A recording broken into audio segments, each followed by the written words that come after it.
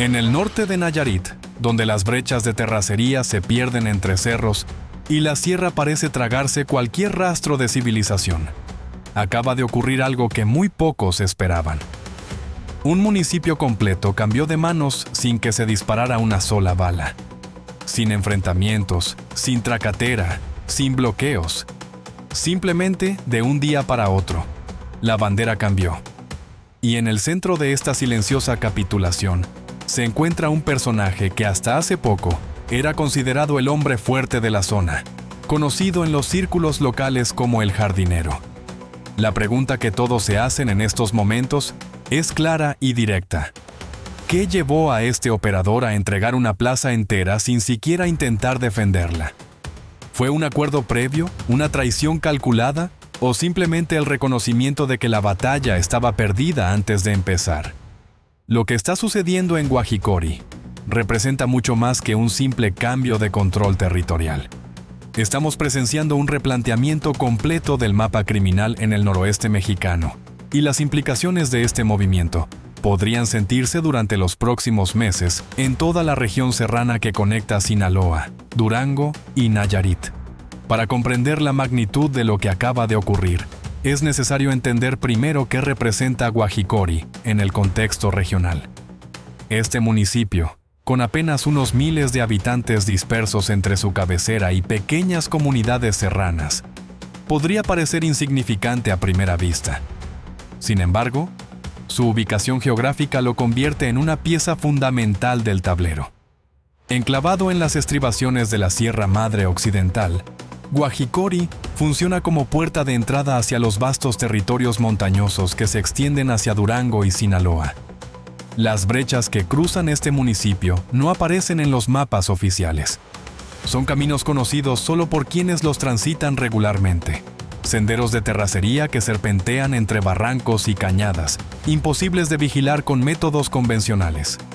Durante décadas, estas rutas han servido para mover todo tipo de mercancía, desde productos agrícolas legítimos hasta cargamentos que prefieren evitar la luz del día y los retenes federales.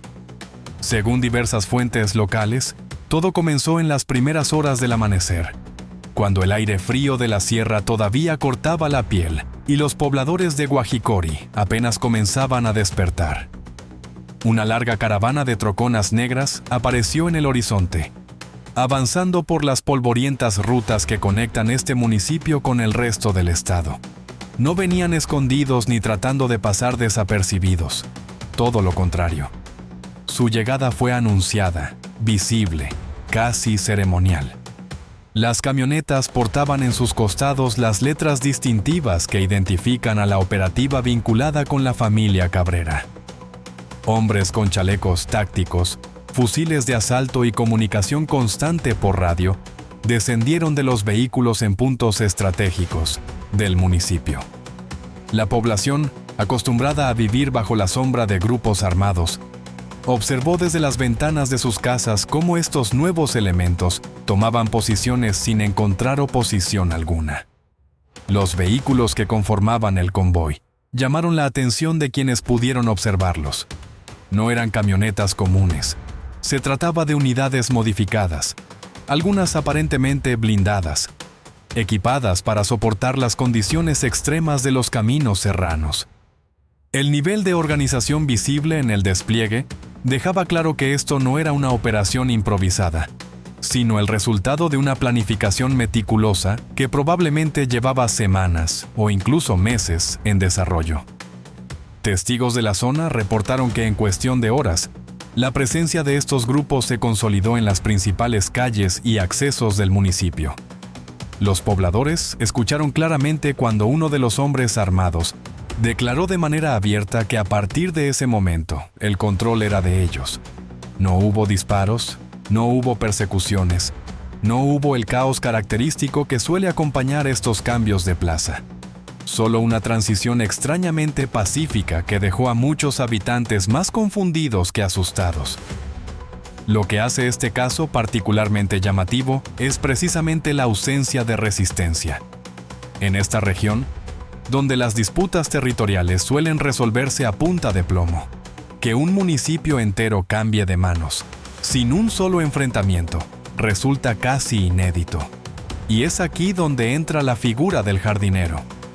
De acuerdo con medios locales y fuentes cercanas a la situación, el jardinero era hasta hace poco el principal operador del grupo rival en Guajicori.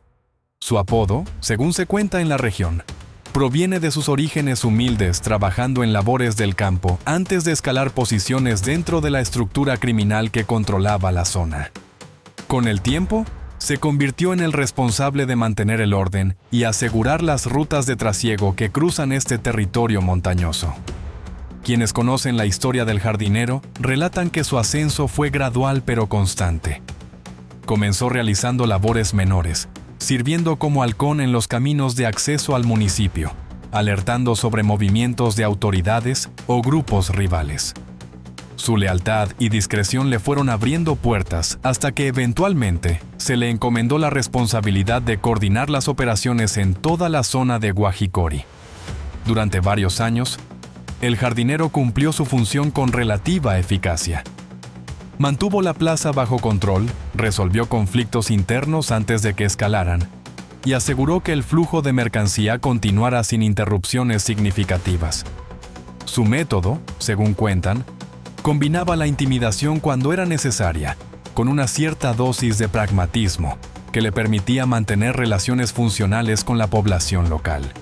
Sin embargo, las cosas cambiaron drásticamente cuando la operativa encabezada por elementos vinculados a Los Cabrera comenzó a presionar los frentes en el noroeste. La presión no llegó de un día para otro. Habitantes de la zona señalan que durante semanas previas se habían observado movimientos inusuales en los alrededores. Grupos de reconocimiento aparecían esporádicamente, evaluando posiciones, identificando rutas y aparentemente midiendo la capacidad de respuesta de quienes controlaban el territorio. Estos grupos de avanzada operaban con una metodología precisa. Llegaban en vehículos sin identificación, permanecían algunas horas observando y recopilando información, y luego desaparecían tan silenciosamente como habían llegado. Los informantes del jardinero reportaban estos movimientos, pero poco podía hacerse al respecto. Enfrentar a pequeños grupos de reconocimiento habría significado revelar posiciones y capacidades, información que el enemigo podría utilizar para planificar su ataque real. El jardinero, según las versiones que circulan entre la población, habría recibido información sobre la magnitud de las fuerzas que se aproximaban. Los números no estaban a su favor, la potencia de fuego tampoco, y quizás lo más importante, el respaldo que esperaba de sus superiores nunca llegó. Fuentes de seguridad señalan que los pequeños remanentes del grupo rival en la región resultaron completamente insuficientes para montar cualquier tipo de defensa coordinada. Se habla de solicitudes de refuerzos que fueron ignoradas, de promesas de apoyo que nunca se materializaron, de una estructura superior más preocupada por otros frentes que por defender un municipio remoto en la Sierra Nayarita. El jardinero habría quedado esencialmente abandonado, con un puñado de elementos bajo su mando, y la certeza de que cualquier resistencia sería no solo inútil, sino suicida. Ante este panorama, la decisión aparentemente fue clara. En lugar de protagonizar una batalla que solo habría dejado un reguero de elementos abatidos y probablemente afectaciones a la población civil, el jardinero optó por ceder el terreno. Algunos interpretan esto como una muestra de cobardía, otros como un cálculo pragmático de supervivencia. Lo cierto es que su decisión permitió una transición sin la violencia que suele caracterizar estos cambios de control. Las imágenes que han circulado en redes sociales muestran los vehículos de la operativa recorriendo las calles de Guajicori con total tranquilidad. En los videos se observan a elementos con apariencia semimilitar, equipados con chalecos tácticos y armamento de alto calibre, estableciendo lo que parecen ser retenes improvisados en puntos clave del municipio. La población, según reportan testigos, permaneció resguardada en sus hogares durante las primeras horas, sin saber exactamente qué esperar de estos nuevos ocupantes. En algunas grabaciones se escucha música norteña a todo volumen, emanando de las troconas, una especie de celebración por la victoria obtenida sin necesidad de combate. Los corridos que sonaban hacían alusión directa a figuras conocidas del mundo criminal, enviando un mensaje claro sobre quiénes eran los nuevos dueños de esas calles. Pero la toma de Guajicori fue solo el primer paso. Horas más tarde, el convoy se desplazó hacia el vecino municipio de Acaponeta, donde la historia se repitió casi de manera idéntica. Tampoco ahí encontraron resistencia significativa. El control se extendió rápidamente, consolidando un corredor que ahora conecta posiciones estratégicas en el norte de Nayarit. Acaponeta representa un objetivo aún más valioso que Guajicori.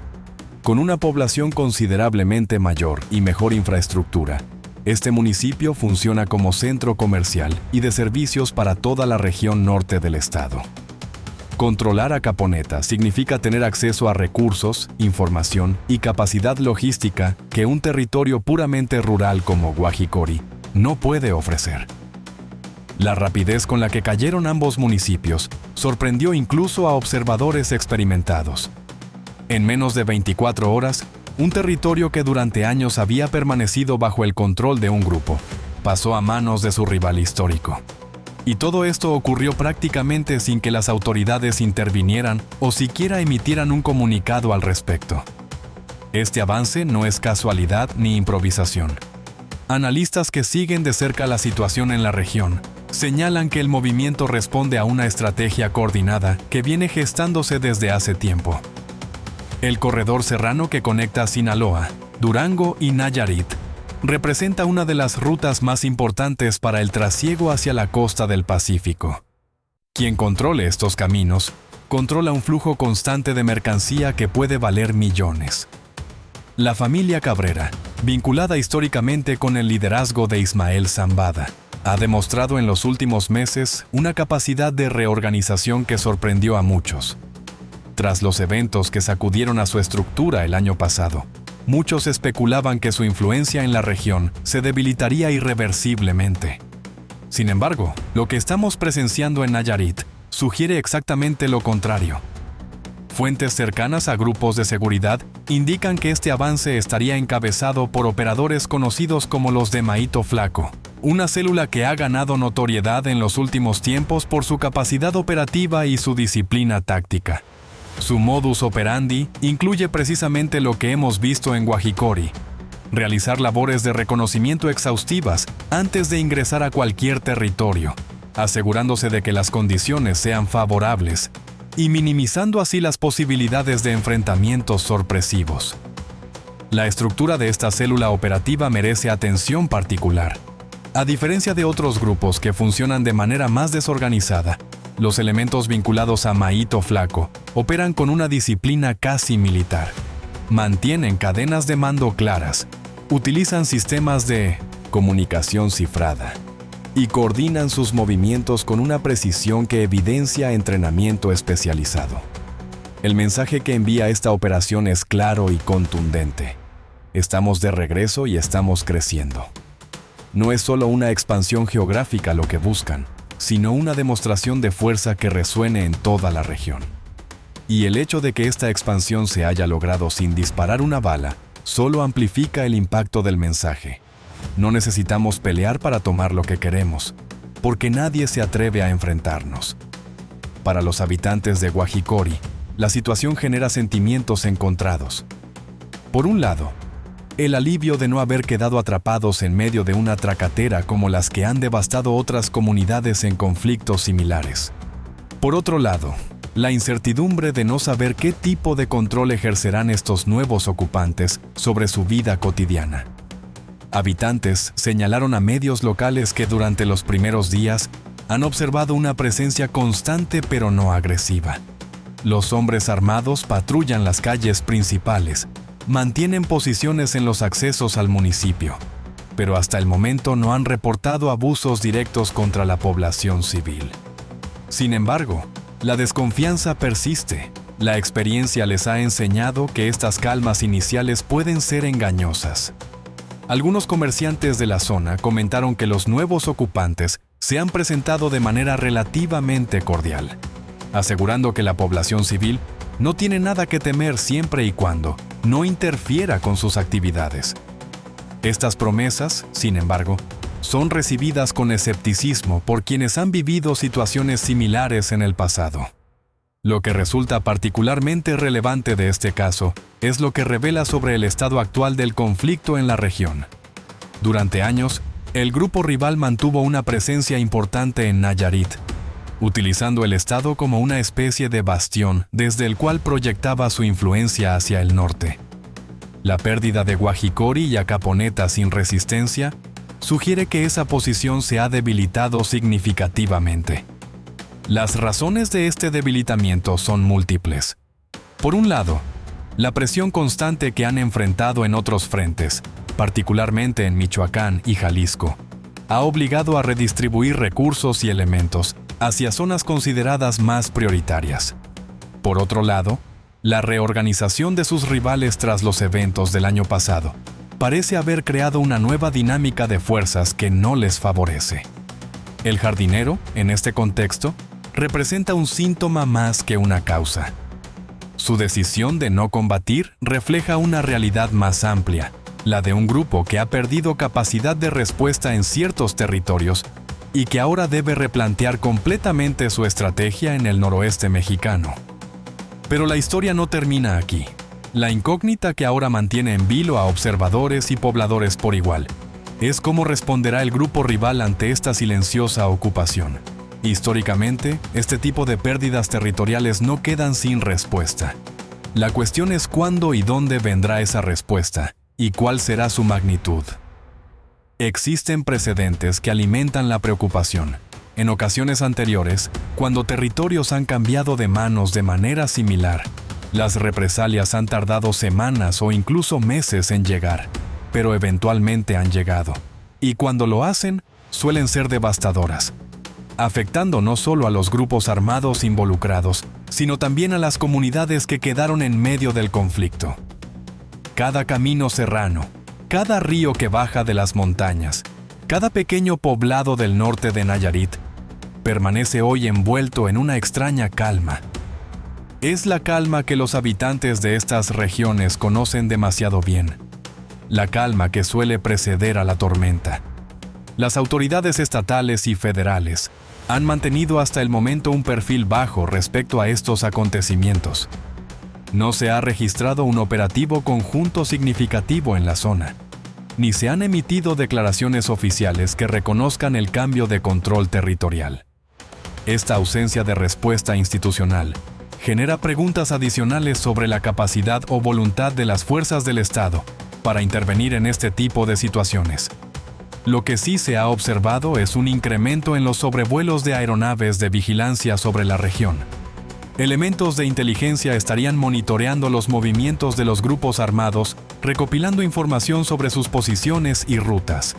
Sin embargo, hasta el momento esta vigilancia no se ha traducido en acciones concretas sobre el terreno.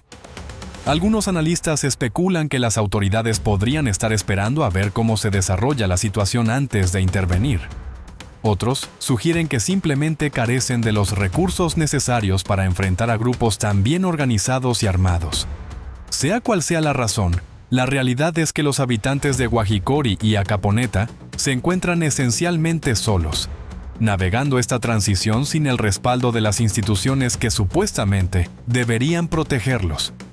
Para entender la importancia estratégica de lo que está sucediendo, es necesario mirar el mapa con atención. Guajicori se encuentra en una posición privilegiada, enclavado en la sierra donde convergen las fronteras de 3 estados. Desde aquí, las rutas de terracería permiten el movimiento de mercancía hacia múltiples direcciones, esquivando los principales puntos de control en carreteras federales. El control de este territorio otorga una ventaja logística considerable. No se trata solo de dominar un municipio rural con escasa población, sino de asegurar un nodo crítico en una red de transporte que abarca cientos de kilómetros.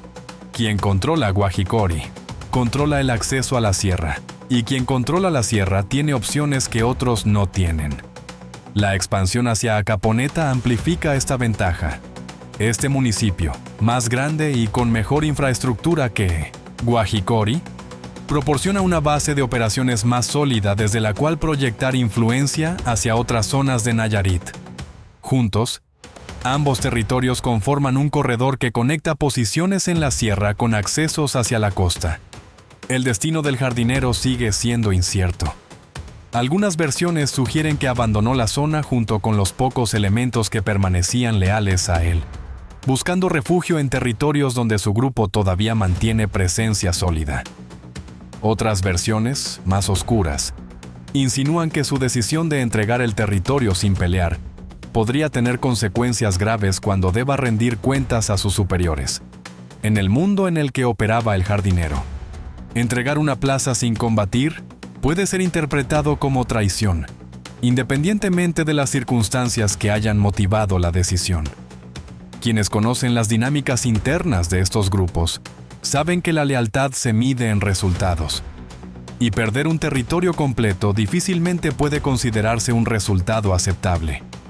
Lo que parece claro es que su carrera como operador en Guajicori ha terminado. El hombre que durante años fue considerado el responsable de mantener esa plaza bajo control de su organización, ahora es apenas una nota al pie en la historia de cómo ese territorio cambió de manos. El equilibrio de poder en el norte de Nayarit se ha inclinado de forma abrupta. Lo que comenzó como rumores de movimientos inusuales en la sierra se ha materializado en una realidad concreta que afecta a miles de habitantes.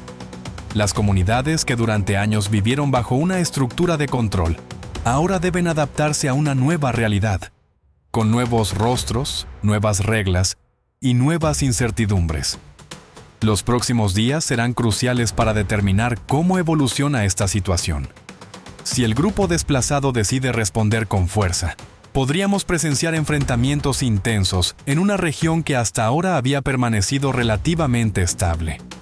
Si opta por aceptar la pérdida y consolidar posiciones en otros territorios, el nuevo mapa de control podría mantenerse durante un tiempo considerable.